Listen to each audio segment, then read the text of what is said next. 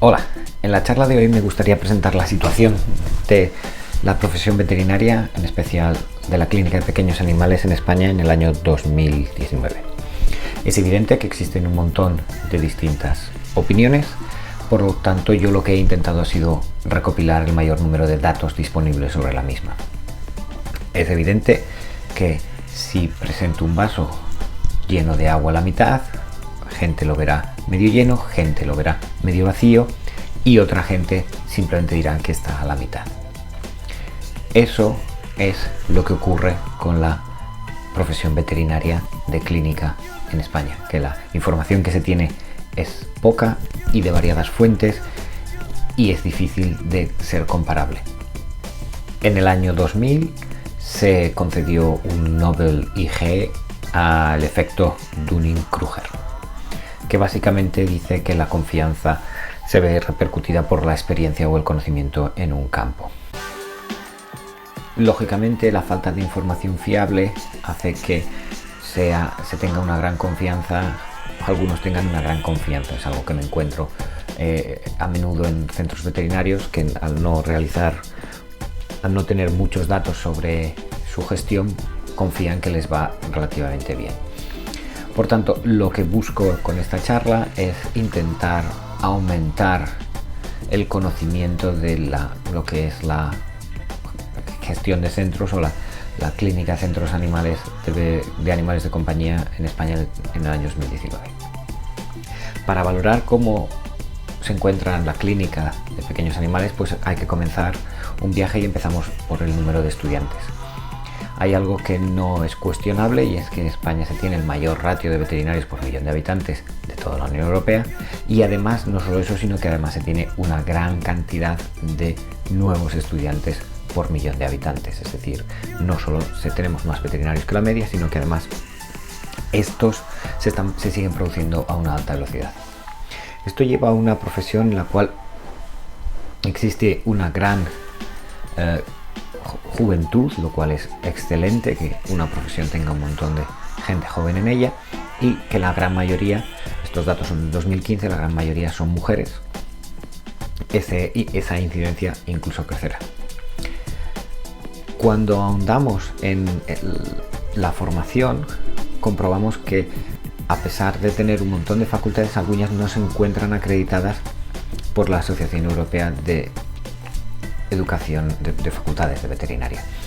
Solo existen 4 completamente acreditadas, o 3 acreditadas y una acreditada condicionalmente, y el resto tienen una aprobación que tendrán un chequeo en los próximos años.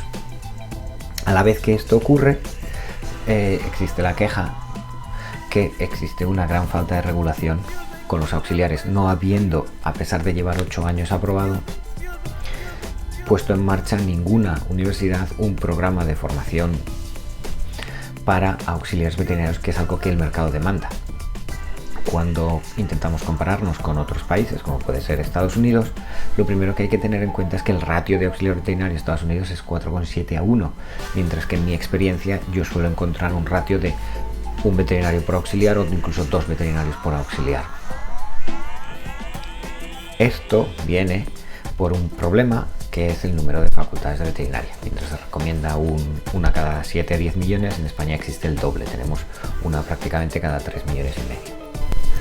Una posible solución podría ser el adaptar la oferta dentro de las facultades ya existentes a lo que el mercado podría requerir, que pudiera ser 3 auxiliares por cada veterinario. De esta manera podrían seguir teniendo el mismo número de alumnos cada año estas facultades, pero su oferta sería mucho más adaptada al mercado. Lógicamente, este problema de formación no solo existe antes de adquirir el título, sino también la formación de posgrado. Hemos de tener en cuenta que mientras en España se hacen unas 80 horas de formación al año con un valor de 400 euros y una valoración de en Francia y Alemania se hacen 30 horas, pero con un coste más alto, lo que además les da una alta valoración, una valoración más alta. Comparado, pues es paradójico que la formación de posgrado en España apenas se pague a 5 euros la hora, mientras que en otros países esté 25. Esto además se ve reflejado, esto es en llamada especialización.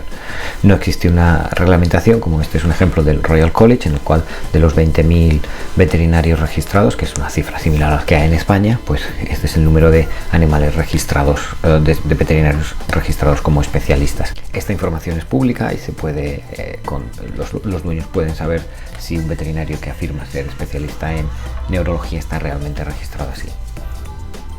Por último, la formación sí reglada, la de especialistas europeos, la especialización es cubrir las necesidades particulares, que no es lo mismo que ser especialista, que es conocer un área específica de la medicina. Lógicamente, si bien ambas son necesarias, lo que podemos comprobar es el gran aumento que ha existido en la especialización médica o quirúrgica, que debemos de valorar si realmente el mercado puede adoptar esa gran cantidad de especialistas.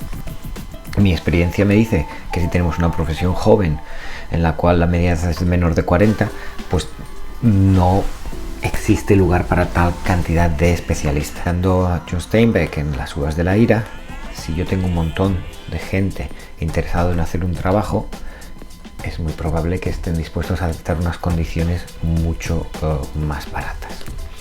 Cuando miramos el número de animales por veterinario, existe un 35% menos de mascotas por veterinario clínico en España.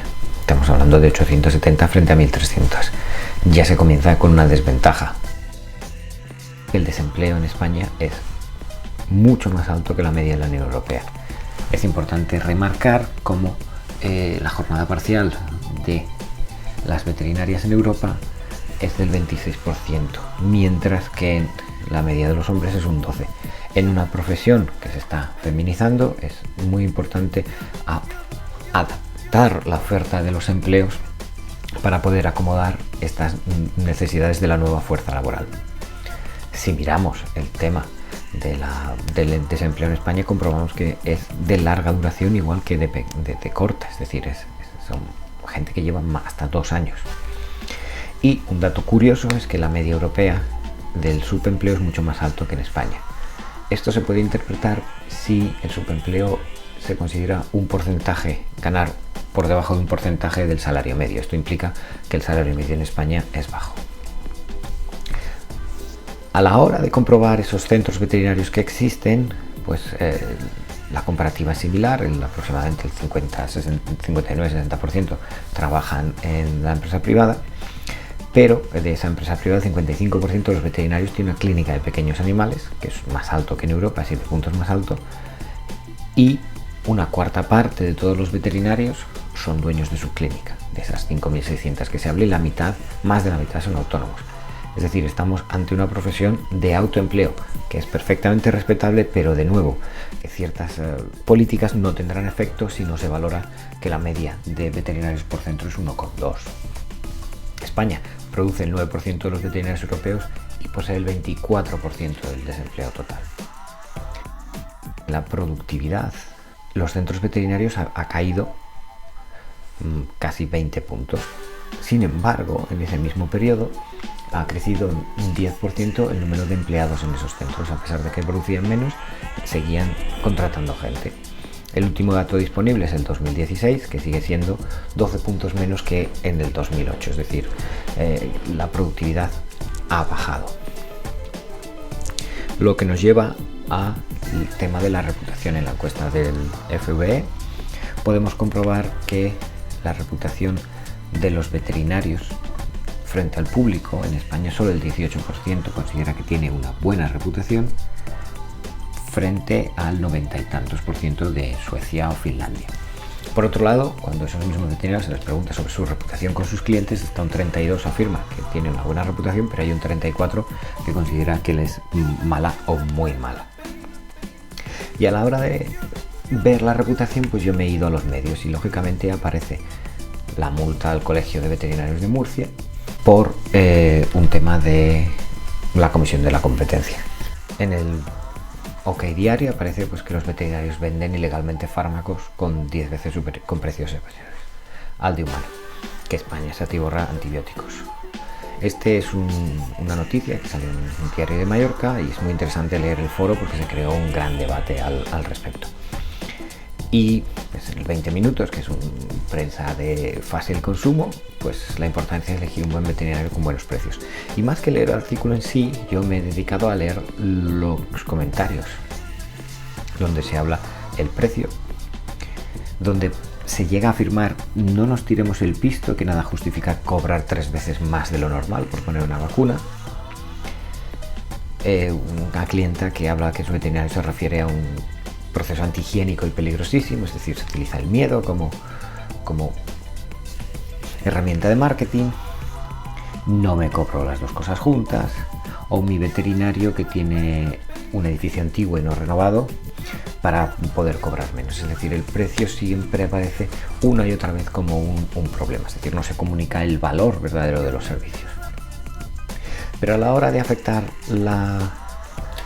de hablar de la reputación, podemos también hablar de lo que los clientes sí conocen, y es, por ejemplo, el mapa de la vacunación antirrábica en España. Yo, que soy de Santander, pues alguien es muy difícil explicarle a un señor que venga de Bilbao a hacer unas rabas a Castro un domingo por la mañana con su perro y le pare el Seprona en la playa y le pongo una multa por no tener la rabia. Es decir, en esos 20 minutos de coche, ¿cómo es posible que haya una legislación diferente? Lo mismo se aplica si alguien va con su cachorrito en Madrid a la Ciudad Real a echar el día, y de nuevo, como en una zona piden 2 y en la otra solo se pone una, pues es posible que reciba una multa. Debemos recordar que en Andalucía, por ejemplo, se daba el pasaporte en lugar de la tarjeta sanitaria, que es oficialmente el documento que permite viajar. Si se vacuna a las 8 semanas y hasta las 12 no se puede poner la rabia, según lo que dicen los productores, existe un periodo de 4 semanas en las cuales el perro tiene un pasaporte que le permite viajar por Europa sin tener la vacunación de la rabia. Y luego salen noticias como que la rabia llega a Holanda desde Marruecos pasando por España, casos de rabia canina en el año 2013, la rabia aparece en Melilla con 4 perros, esto es del país del año 2015, es decir, existe una preocupación al respecto. Si por otro lado miramos otras enfermedades, las cuales son zoonóticas y se puede vacunar, tenemos la leptospirosis, que está reconocida como una zoonosis y en la que han salido 86 casos en humana en los últimos 16 años, que no son muchos, pero son más de los necesarios porque además suelen afectar a veterinarios y gente de la profesión. Por el otro lado tenemos la leishmaniosis, que sale de nuevo en la prensa, la caza de 65.000 conejos y liebres, y tenemos un estudio en el que se habla del rol del perro en el problema y no lo pone como reservorio. Y sin embargo, esto es algo de lo que se vacuna todos los años, pero no por su implicación zoonótica, sino porque su implicación en la cuenta de resultados, ya que se hace siempre en todos los centros en la misma época del año, y eso puede repercutir la imagen que de la profesión. Y llega el movimiento antivacunas, que sale en los medios normales, como el Telegraph, en el que se habla de que la caída es hasta por debajo del 70% en gatos, de los animales vacunados, y la Asociación de Veterinarios de Pequeños Animales británica ha empezado a hablar ya de la necesidad de la vacunación. Y el 1 de mayo en El País se presentó este artículo en el que se hablan los antivacunas para perros y para gatos. Para los hijos, pero también para perros y gatos. Nos está informando a la población de la importancia de la vacunación. En este mercado laboral, pues lógicamente tenemos que hablar de salarios, y aquí están los salarios de los distintos países, en los que España está muy por debajo de Italia, de Polonia incluso, y ya no hablemos de países como Holanda o Suecia. Hemos de tener en cuenta que un veterinario español produce 65.000 euros comparado con el alemán de 180 o el francés de 234, aunque tiene muchas más veces una página de Facebook comparado con estos veterinarios. Así que quizás el veterinario que peor parado está es el veterinario francés, que es el que más produce y sin embargo su salario no lo refleja. Se ha hablado mucho del tema del IVA veterinario y no seré yo quien diga que no a una bajada de impuestos, pero sí se ha de tener en cuenta que todos los datos indican que los sueldos son precarios en veterinaria, que los precios son bajos comparado a lo que debería cobrarse verdaderamente, y la experiencia cercana nos dice que una bajada del IVA va a implicar que el público requiere una bajada de precios, lo que puede llevar a una precarización aún mayor. hechos como el tema de los precios que han sido marcados hasta no hace nada, implica que si información en cómo colocar los precios y si es una campaña de poner en valor, esta bajada de precio puede afectar negativamente a la reputación de los centros veterinarios. Es evidente el motivo por el cual los centros veterinarios son formas de autoempleo, porque mientras el dueño de una clínica tiene un salario de hasta 21.000 euros, los veterinarios que no tienen clínica apenas cobran 15.000 euros. Sí que la salida natural, lógicamente, es el autoempleo. Estas cifras ambas se encuentran muy por debajo de cualquier otro tipo de veterinario. Cuando miramos el mercado de las mascotas, el primero que encontramos es este anuncio, este estudio de la Escuela de Negocios del EAE, que fue rebotado en Expansión, que no es correcto porque habla de un gasto anual de 130 euros en perros y 91 en gatos, 16 millones de mascotas.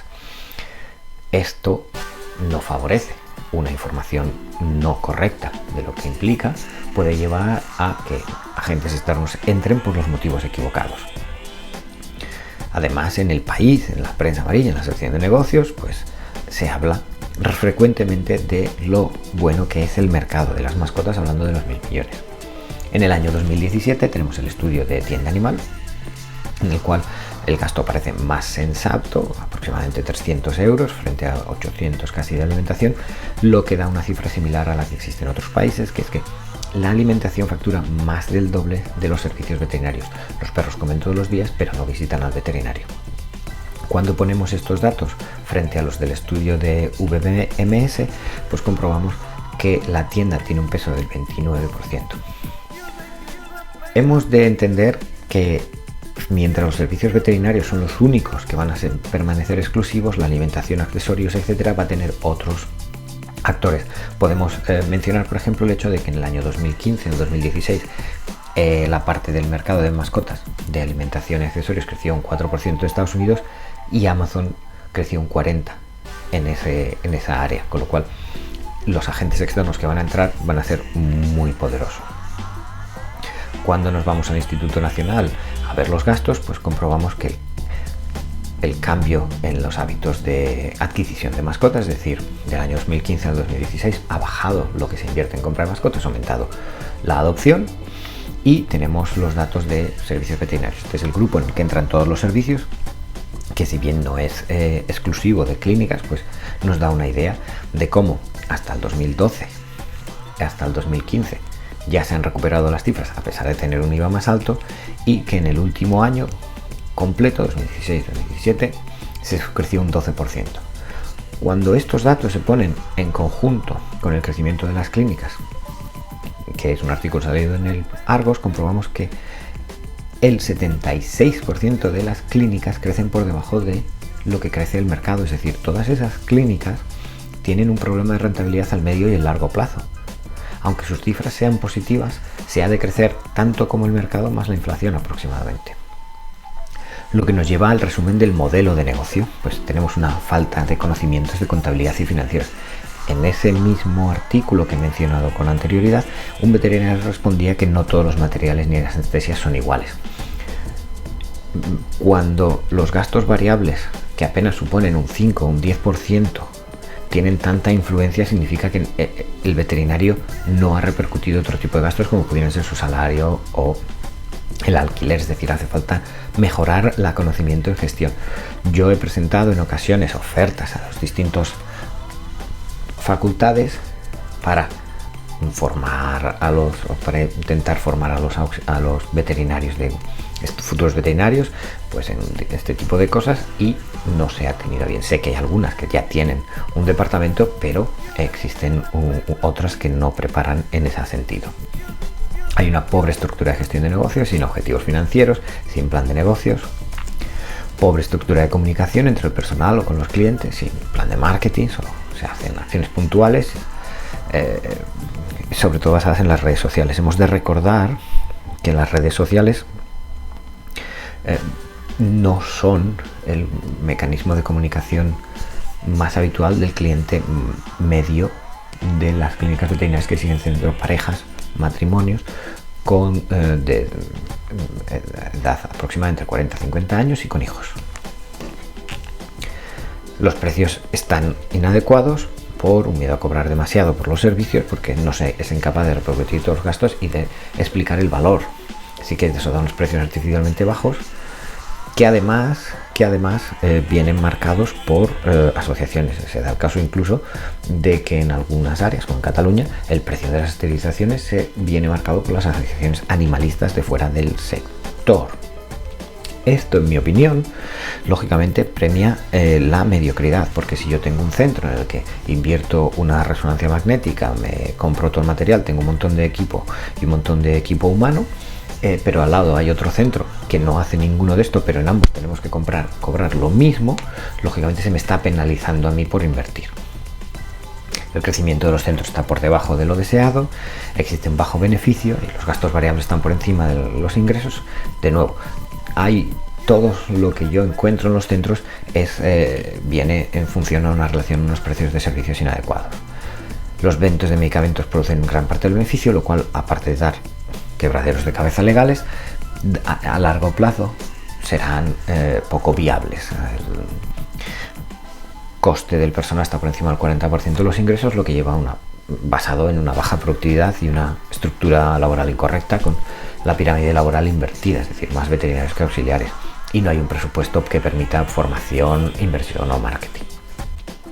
¿Y el futuro? Bien, el futuro de la veterinaria no se conoce, todo es posible y todo dependerá de lo que se quiera hacer, pero podemos mirar a qué es lo que ha ocurrido en otros mercados, no iguales ni equivalentes, pero sino cercanos. El primero que podemos saber es por qué han entrado los inversores externos, y esto es bien evidente. La Asociación de Hospitales Americanos hizo un estudio y comprobó que los ingresos en mascota a lo largo de su vida son 5 veces más altos si se cumplen los estándares que ellos recomiendan comparado a la clínica media. Es decir, hay un montón de medicina preventiva que no se está llevando a cabo. Por el otro lado, podemos comprobar cómo los distintos grupos de una consolidación como la británica han cambiado de manos en diferentes ocasiones. ¿Esto qué quiere decir? Esto quiere decir que el negocio no está en la explotación de centros veterinarios, sino en la compra-venta de los mismos. Tú compras algo a 5 veces su beneficio, se implica que tú esperas recuperar la inversión en 5 años. Cuando tú empiezas a pagar múltiplos de 6 o de 7, es evidente que tu intención no es esperar 7 años a recuperar lo que has invertido, sino que es concentrar varias de esas empresas y venderlas rápidamente a 7,5 u 8 veces el precio, el beneficio. Y esto es importante tenerlo en cuenta, porque lo que ocurre es que al final de la cadena existe alguien que tiene que explotar esos centros. Además, la concentración de centros lleva a la concentración de empleadores. Cuando tú tienes 5 o 6 grupos que concentran aproximadamente la mitad del mercado laboral, tienes un problema que va a verse en los precios y los salarios. Y todas las encuestas dicen lo mismo, y es que el salario de los veterinarios en el Reino Unido está estancado o incluso ha bajado. Cuando además ese salario se compara con profesionales equivalentes, como puede ser un médico que gana hasta 90.000 libras, o un MIR de primer año, o un dentista, pues se comprueba por qué existe una crisis de contratación y mantenimiento de empleados, y es porque los salarios no son competitivos. Cuando miramos más datos, comprobamos que si bien los veterinarios y las enfermeras empleadas sí que ganan más que en las corporaciones que en las clínicas independientes, los socios ganan ostensiblemente menos. Recientemente además salió un estudio sobre la brecha salarial que decía que de las 10 empresas en el Reino Unido con mayor brecha salarial, 2 son veterinarias. Esto no quiere decir que las veterinarias ganen menos, muy al contrario, en muchas ocasiones ganan más, como puede comprobarse aquí, por hora que los hombres veterinarios, sino que las veterinarias no ascienden a puestos de responsabilidad, y esto hace que la brecha salarial se haga muy evidente en los veterinarios y las veterinarias de más de 10 años en la profesión. Sería interesante no cometer el mismo error y tomar medidas para permitir que esto no se repitiera. Pero todo no es color de rosas con las consolidaciones. Aquí vemos, por ejemplo, un artículo en el cual Pets at Home ha tenido que readquirir 50 clínicas de los diferentes socios que tenían y planea cerrar 30, lo cual implica el despido de pues, aproximadamente 60-70 profesionales veterinarios. Todo ello porque los beneficios no son los adecuados, y esto es una cosa que sí que debemos tener en cuenta. Estas empresas necesitan dar beneficio para pagar dividendo de sus acciones, y el hecho es que, por ejemplo, CVS, con más de 500 centros, en la última fecha de enero dio sus resultados y eso implicó una bajada en bolsa que ha sido puesta se ha culpado en fallos en la expansión en el continente y en el exceso de demanda de trabajadores eventuales. No entra a preguntarse por qué tienen trabajadores eventuales y es la incapacidad de mantener los empleados a tiempo completo, lo que nos lleva a una imagen que la bolsa refleja. Esto es la cotización en bolsa de CVS del último año, cosa que se ve lógicamente una caída, pero cuando se abre más la imagen y vamos a 3 años, se ve una caída aún más prolongada que lleva casi año y medio, 2 años, es decir, una especie de burbuja. Lo mismo le ocurre a Pet Home, que ha disminuido. Aquí se puede comprobar el momento en el cual dicen que van a cerrar 30 clínicas, como aumenta la cotización en bolsa para continuar bajando, pero cuando abrimos de nuevo a 3 años, son 3 años de bajada. Y PBG, que es una empresa que se dedica a los planes de salud, pues de nuevo vemos que tiene una clara bajada de su cotización en bolsa, y cuando se vemos a 3 años vemos que esta es aún mucho más evidente. En definitiva, la veterinaria, la clínica de pequeños animales, se enfrenta a numerosos retos para los cuales hacen falta tomar decisiones. La formación en gestión es una de ellas, pero también el poner en valor el trabajo del veterinario frente a la sociedad. Muchas gracias y para cualquier duda podéis seguirme en las redes o enviarme un correo. Gracias.